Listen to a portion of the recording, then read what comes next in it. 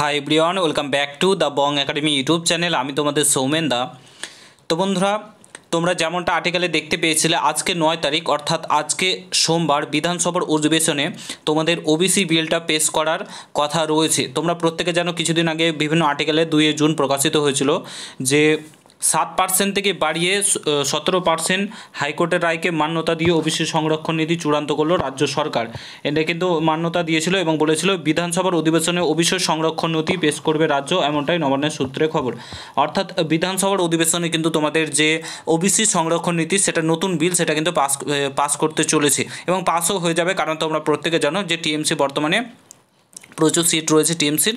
তো সেই কারণে কিন্তু তোমাদের ওবিসি যে সংরক্ষণ নীতি, নতুন যে ওবিসি, সেটা কিন্তু পাস হয়ে যাবে। ঠিক আছে, নতুন লিস্টটাও তোমাদেরকে দেখিয়ে দিচ্ছি। অন স্ক্রিন তোমরা দেখতে পাচ্ছ OBC A and OBC B backward class welfare department government of West বেঙ্গলের যে লিস্ট, সেটা প্রকাশিত হয়ে গেছে। টোটাল 180টি কাস্টকে কিন্তু তোমার ওবিসির অন্তর্ভুক্ত করা হয়েছে। তোমরা এখানে দেখতে পাচ্ছ টোটাল 180টি, এখানে সিরিয়াল নম্বর আর কোন কোন কাস্টকে অন্তর্ভুক্ত করা হয়েছে সেটা কিন্তু এখানে বলে দেওয়া রয়েছে। ঠিক আছে, তোমরা দেখতে পাচ্ছ নেম অফ দি কাস্ট এবং সিরিয়াল নম্বর এখানে কিন্তু মেনশন করা রয়েছে। তো তোমাদের 180টি কাস্টকে কিন্তু তোমাদের ওবিসির আওতায় আনা হয়েছে এবং এই বিলটা কিন্তু বিধানসভায় পেশ হবে এবং বিধানসভায় বিলটা পাসও হয়ে যাবে। তারপরে কিন্তু সুপ্রিম কোর্টে জমা দিয়ে ওবিসি কিন্তু তোমাদের যে কেস মোটামুটি দফা করে দেওয়ার সিদ্ধান্ত নিয়েছে রাজ্য সরকার। এবার ব্যাপারটা হচ্ছে সুপ্রিম কোর্ট কতটা অ্যাকসেপ্ট করবে, সেটা হচ্ছে সুপ্রিম কোর্টের ব্যাপার। তো তোমাদের মোটামুটি হাইকোর্টের রায় মেনেই কিন্তু এটা করেছে। তো তোমাদের এবার ওবিসিতে আশা করি আর কোনো রূপ সমস্যা হবে না। তারপরে কিন্তু তোমাদের এক্সামগুলো তোমাদের যে কি বলে পরপর হতে শুরু করে দেবে এক্সামগুলো। তো তোমাদের বিধানসভাতে আজকে বিলটা পেশ হওয়ার কথা রয়েছে আজকে 9 তারিখ, যেমনটা আর্টিকেলে দিয়েছিল আর কি। আর্টিকেলে আজকে বিধানসভায় ওবিসি সংরক্ষণ নীতি যেটা, সেটা কিন্তু পাস করবে রাজ্য সরকার।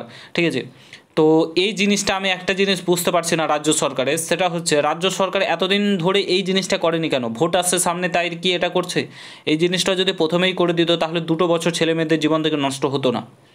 বিধানসভাতে বিলটা পাস করিয়ে এই সেম জিনিসটাকে পাস করিয়ে যদি দিত এবং সুপ্রিম কোর্টে জমা দিত, তাহলে এই কেসটা কিন্তু আগেই দফারফা হয়ে যেত। কিন্তু রাজ্য সরকার সেটা করেনি ইচ্ছাকৃতভাবে, শুধুমাত্র 2 বছর যাতে বেতন না দিতে হয় ছাত্রছাত্রীদেরকে এবং যারা চাকরি পাবে তাদেরকে, এবং সেই টাকাটা অন্য জায়গায় ইউজ করতে পারে, লক্ষ্মী ভাণ্ডার এই প্রকল্প, তার জন্য কিন্তু রাজ্য সরকার এটা করেনি। এতদিন পর জিনিসটা করছে, যখন কি দেওয়ালে পিঠ ঠেকে গেছে রাজ্য সরকারে, তখন কিন্তু এই জিনিসটা করছে, নাহলে কিন্তু করতো না। ঠিক আছে, যতদিন চলতো কেসটা চালাতো, এখন ভোট আছে বলে এই জিনিসটা করছে, নাহলে তোমাদের কেসটা চলতেই থাকতো, তোমাদের সমস্ত কিছু পেন্ডিং করে রাখতো, আটকে রাখতো।